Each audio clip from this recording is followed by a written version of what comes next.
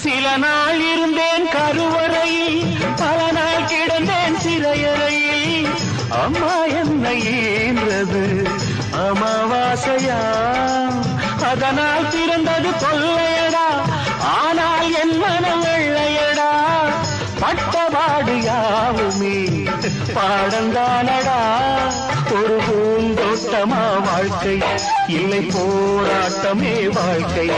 ஒரு பூந்தோட்டமா வாழ்க்கை, இல்லை போராட்டமே வாழ்க்கை.